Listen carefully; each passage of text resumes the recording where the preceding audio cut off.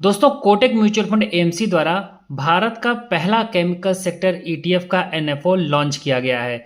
तो आज की वीडियो में बेसिकली हम लोग इसी के बारे में बात करने वाले हैं। तो वीडियो में आगे बढ़ने से पहले चैनल पर अगर आप पहली बार आए हैं तो चैनल को सब्सक्राइब कर लीजिएगा। वीडियो पसंद आए तो इसको लाइक करिएगा, अपने दोस्तों के साथ भी ज़्यादा से ज़्यादा शेयर करिएगा। तो चलिए वीडियो को स्टार्ट करते हैं। तो अभी आपके सामने जो स्क्रीन दिख रही है ये जीरोधा कॉइन की है। यहाँ पर मैंने जीरोधा कॉइन में लॉगिन किया हुआ है और जो एनएफओ का सेक्शन होता है वहाँ पर मैं पहुँचा हुआ हूँ। तो यहाँ पर आप देख सकते हैं कोटक निफ्टी केमिकल ईटीएफ के नाम से आपको एक एनएफओ दिखाई देगा और ये ऑफ़र यहाँ पर बता रहे हैं कि 6 नवंबर 2025 को क्लोज़ हो जाएगा।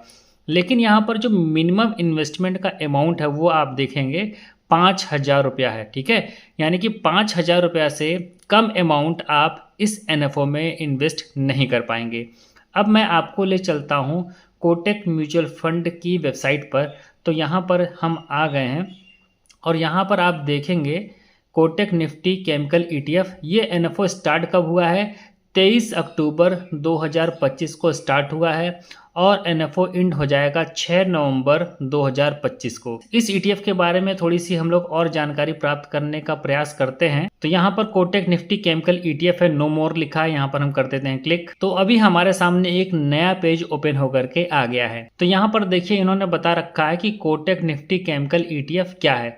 तो ये कह रहे हैं कि एक ये ओपन एंडेड स्कीम है जो रिप्लिकेट करेगा या फिर ट्रैक करेगा किसको? निफ्टी केमिकल इंडेक्स को। अभी मैं आपको वीडियो में आगे बताऊंगा कि निफ्टी केमिकल इंडेक्स के अंदर कौन कौन से स्टॉक आते हैं। तो यहाँ पर जो इन्वेस्टमेंट ऑब्जेक्टिव है वो सिंपल सी वही बात होती है कि निफ्टी केमिकल इंडेक्स को ये ट्रैक करेंगे और उसका जो रिटर्न रहेगा वही रिटर्न आपके इस ईटीएफ का भी रहने वाला है।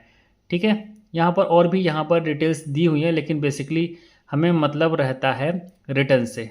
तो यहाँ पर देखिए ये जूम नहीं हो रहा है।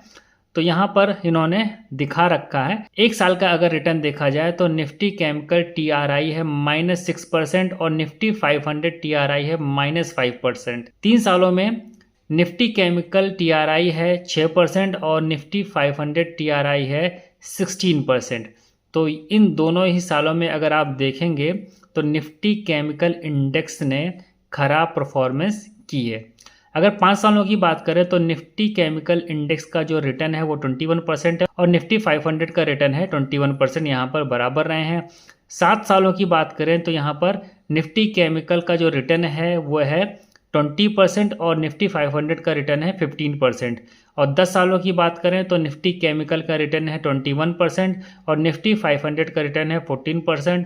और सिंस इंसेप्शन में अगर देखें तो निफ्टी केमिकल का रिटर्न है 20% और निफ्टी 500 का रिटर्न है 15%। और यहाँ पर देखिए इन्होंने एक बार चार्ट भी बनाया हुआ है और यहाँ पर इन्होंने रोलिंग रिटर्न सिंस इंसेप्शन बताया हुआ है। तो यहाँ पर जो ब्लू कलर का बार है वो निफ्टी 500 टीआरआई है और यहाँ पर जो रेड कलर का बार है वो निफ्टी केमिकल टीआरआई है। तो आप देखेंगे 1 साल, 3 साल, 5 साल, 7 साल और 10 सालों में निफ्टी केमिकल ने निफ्टी 500 को बीट किया है। इस ईटीएफ का जो बेंचमार्क है वो है Nifty chemical index. Fund managers के यहाँ पर नेम दिए हुए हैं जैसे कि mister Devendra Singhal. NFO start और एनएफओ एंड डेट मैं ऑलरेडी आपको बता चुका हूँ। तो अभी यहाँ पर कोटक निफ्टी केमिकल ईटीएफ का हमें एक्सपेंस रेशियो और एग्जिट लोड का पता नहीं चला है। आने वाले समय में ये जानकारी भी हमारे सामने उपलब्ध हो जाएगी, तब हम लोग देख लेंगे कि इसका एक्सपेंस रेशियो और इसका एग्जिट लोड इन्होंने कितना रखा है। अब देख लेते हैं कि निफ्टी केमिकल इंडेक्स के अंदर आखिर कौन कौन से स्टॉक आते हैं जिसको कि ये रेप्लिकेट करने वाले हैं। तो दोस्तों यहाँ पर निफ्टी केमिकल इंडेक्स की मैंने फैक्ट शीट डाउनलोड की है एनएससी से। तो यहाँ पर आप देखेंगे इस इंडेक्स के अंदर 20 कंपनियां हैं और यह इंडेक्स लॉन्च कब हुआ है? 11 मार्च 2025 को और जो बेस डेट है वो है 1 अप्रैल 2005 और इसकी जो बेस वैल्यू है वो है 1,000 रुपया। इस इंडेक्स की इस समय जो पी है वो आपको यहाँ पर दिखाई पड़ रही होगी 43.49 है और इसका प्राइस टू बुक है 4.2 और डिविडेंड यील्ड इस इंडेक्स की है 0.92। अब देख लेते हैं कि इस इंडेक्स की टॉप 10 कंपनियां कौन सी हैं और उनका वेटेज कितना है। तो पिडिलाइट इंडस्ट्रीज आपको मिल जाएगी नंबर 1 पर। तो निफ्टी केमिकल इंडेक्स के अंदर पिडिलाइट इंडस्ट्रीज का वेटेज सर्वाधिक है और यह है 12.85%। इसके बाद में नंबर आता है एसआरएफ लिमिटेड का, इसका वेटेज है 11.55%। इसके बाद है यूपीएल लिमिटेड, इसका वेटेज है 10.51%।